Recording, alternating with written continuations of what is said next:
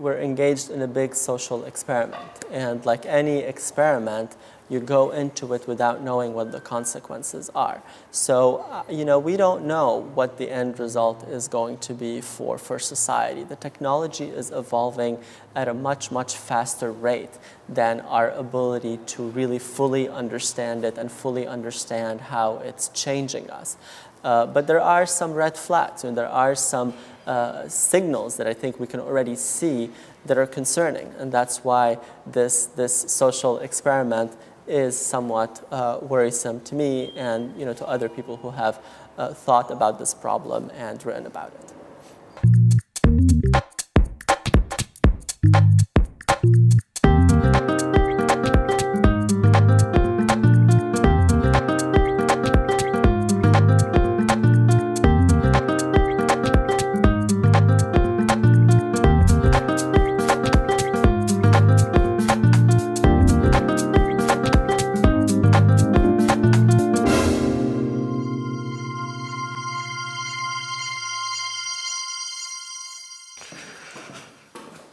Γεια σας.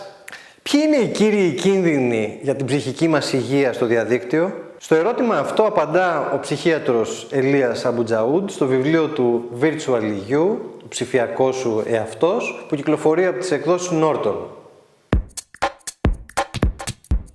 Σε αυτό το βιβλίο ο συγγραφέας προσπαθεί να αναλύσει τα κύρια χαρακτηριστικά της λεγόμενης ψηφιακής προσωπικότητας και να προτείνει στο τέλος μερικές απλές λύσεις. Ελπίζω κάποια στιγμή και ένας Έλληνας εκδότης να ενδιαφερθεί και να μεταφράσει αυτό το βιβλίο και στα ελληνικά, γιατί το θεωρώ εξαιρετικά σημαντικό. Μίλησα με τον Elias Aboujaoude στο περιθώριο μιας εκδήλωσης της Στέγης Γραμμάτων και Τεχνών για το διαδίκτυο.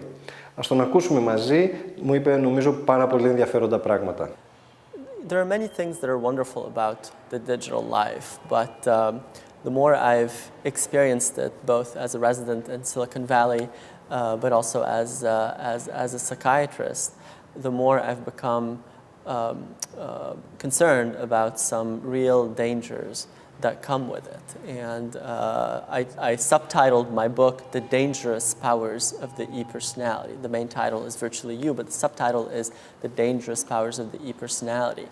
And I used the adjective dangerous because I do think there are some worrisome and concerning things happening to our personality online. In my book, I talk about some traits that come out in cyberspace, and these personality traits include things such as regression or acting in immature ways, narcissism or being too full of ourselves, grandiosity or the ability to dream really big and in a very sort of unrealistic way, immaturity, etc. So all these are personality traits that I think are pretty negative and in some ways even dangerous, and they all come out in cyberspace. Now the problem is that they don't necessarily stay in cyberspace.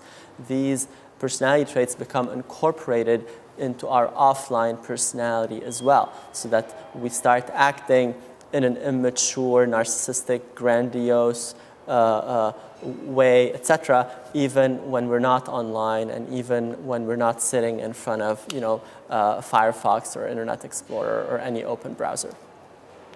I think the threat to our psychological health has not been given the attention it deserves. I really do believe that something is happening to our personality. We have an e-personality, if you will, that exists sort of in parallel in cyberspace. And the ways that this e-personality takes over our offline real personality, if you will, is in a sense a danger to our health. But there are other more specific dangers. We talk about attention deficit disorder, and something is changing in our attention span and our ability to focus, to concentrate. And part of the reason for that is because the online experience is so fast-paced, very speedy.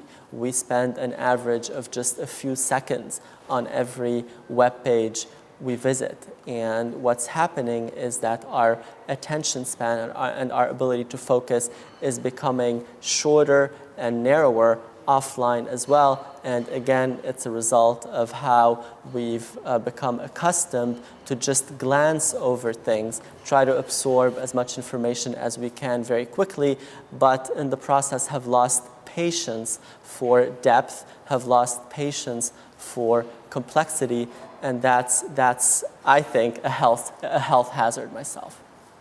In the US, which is where I live, where I practice, where I write, the economic crisis started with a big real estate boom.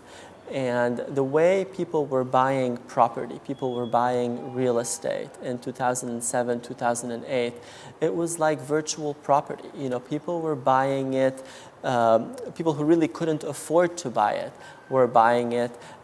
People lost what it really means to have to declare bankruptcy or for your house to be taken from you because you can't afford to continue making payments on it.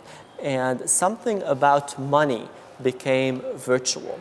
Well, I would say the first piece of advice is really to educate ourselves about what it means on a psychological level to be a virtual citizen.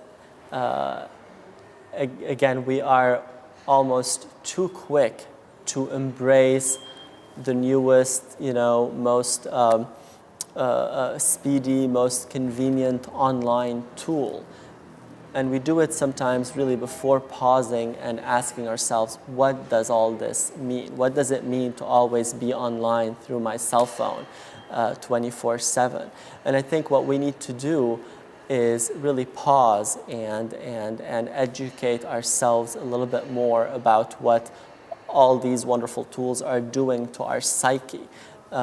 Look through the laptop and into the mirror is what I say in my book, or think before you click is another way I put it. Η κατακλείδα νομίζω ότι είναι, εκτός από το να εκπαιδευτούμε, όπως λέει και ο συγγραφέας, να ορίσουμε πλαίσια συζητήσεων, να συνδιαλεχτούμε και να ανοιχτούμε στις υπέροχες δυνατότητες και προοπτικές που προσφέρει το διαδίκτυο. Μέχρι το επόμενο, τα λέμε.